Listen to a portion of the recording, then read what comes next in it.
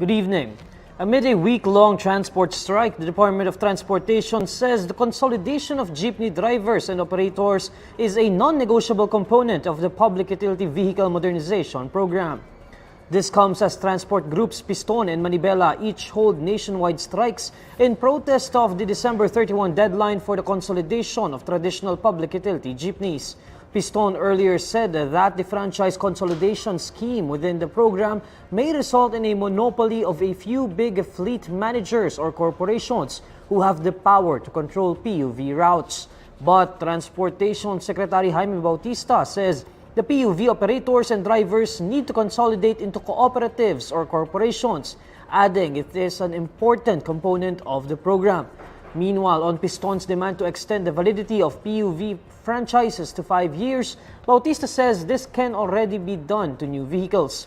With regards to the availing of fuel subsidy while the vehicle franchise is being transferred, Bautista explains that PUV drivers and operators must only show valid documents of the franchise's transfer to avail of the subsidy. Bautista then reiterates that both the DOTR and the Land Transportation Franchising and Regulatory Board offices are open for dialogue. The National Disaster Risk Reduction and Management Council says over 300,000 people have been affected by relentless rains induced by the shear line. According to NDRRMC spokesperson Mark Timbal, this figure is equivalent to 81,000 affected families. He adds that the 5 regions affected by the shear line rains are Calabarzon, Bicol, Western Visayas, Eastern Visayas, and Caraga. Timbal says that Eastern Visayas fared the worst in terms of individuals affected, with 133,000 affected by the rains. In a report, the NDRRMC states that 150 areas were flooded and reports 17 landslides. It also logs at least 43,000 evacuees in 104 evacuation centers. The Department of Trade and Industry releases the price guide for noche, buena items, which shows several brands have become more expensive this year. The price guide includes 240 shelf-keeping units such as ham, fruit, cocktail, pasta, spaghetti sauce, and queso de bola.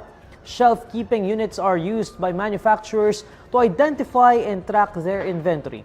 According to Assistant Trade Secretary Amanda Nograles, several items saw a price increase of at least 1% to more than 10%.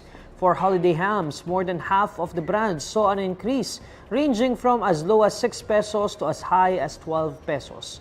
All the different brands and sizes of fruit cocktails on the list had upward price adjustments, ranging from a low of 83 centavos to a high of 18 pesos and 5 centavos.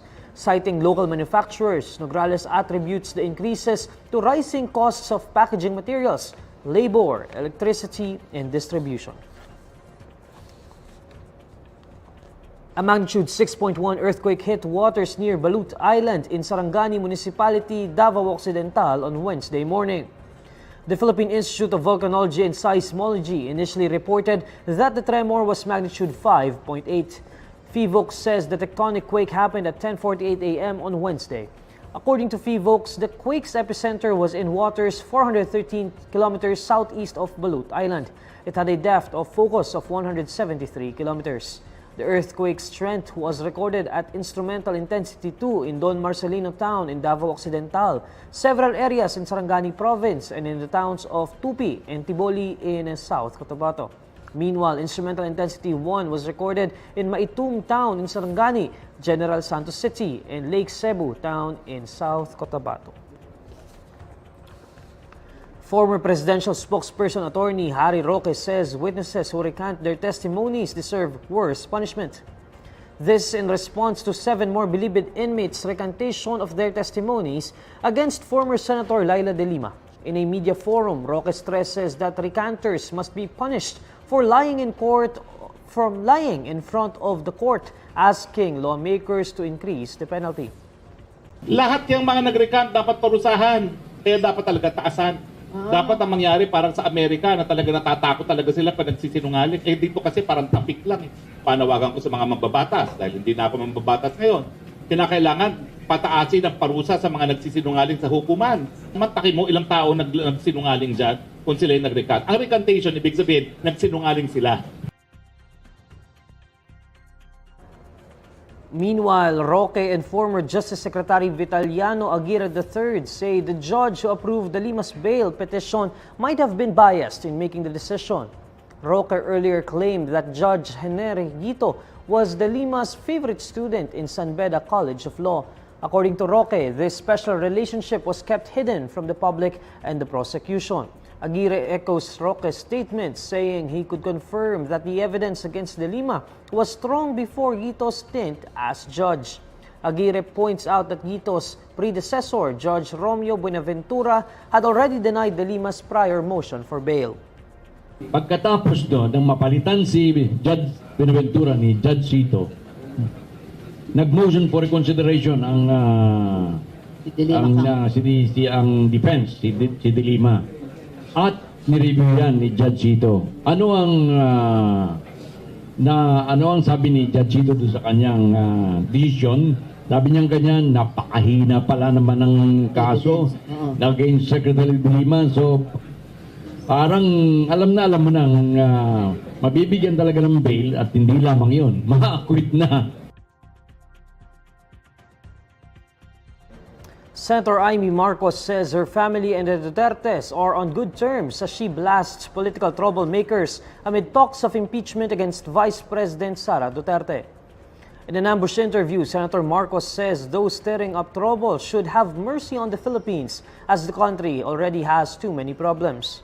Yung mga nagpapakana nito na halos kada linggo may pasabog nitong 3-4 na linggo nakaraan, sana maawa naman sila sa Pilipinas. Ang dai-dai na natin problema. Maawa naman kayo sa administrasyon. Bira naman, dami-daming problema. Dadagdagan pa ng gulong politika na nagmula lamang sa ambisyon at pagnanais umupo sa posisyon sa 2025, 2028. Ang dami naman. The senator says she believes President Bongbong Marcos and Vice President Duterte, adding that the two, along with former President Rodrigo Duterte, are not problematic. She then criticizes those who are making trouble, but the senator does not drop names. Palagay ko, sa tingin ko, sa kapatid ko, sa aking presidente, sa ating vice-presidente, palagay ko, maayos naman. Ang mahirap dyan, maraming nakikigulo kung yung mga principal, yung kapatid ko, ako, si Vice President Sara, si PRRD, palagay ko, hindi naman problematic. Yung iba na nanggugulo dyan, ewan ko na lang. Boy Abunda discloses that the Miss Universe organization initially considered him to be one of the judges in the 2023 pageant. During the November 21 episode of his talk show, Abunda confirms a report saying he was invited to judge the global tilt. He says he was later disqualified after he did an interview with the Philippines' Beth Michelle D, violating the pageant's rules. Despite this, Abunda underscores that his interview with the actress beauty queen was worth it, quipping that he would have still voted for D if he were one of the judges. D finished in the top 10 in the Miss Universe 2023 pageant held last November 18 in El Salvador. Here's the latest roundup of today's top stories. Amid transport strikes, the OTR says consolidation of jeepney drivers and operators a non-negotiable component of the PUV modernization program. Over 300,000 people affected by relentless rains induced by the shear line in 5 regions. Northern Samar placed under state of calamity. And the prices of noche buena items up in DTI's newly released price guide. And these are the stories you need to know today. I'm Neil Mercado. Follow INQUIRER.net on Facebook, X, YouTube, TikTok, Instagram, and Reddit. For more stories, visit INQUIRER.net. Good evening.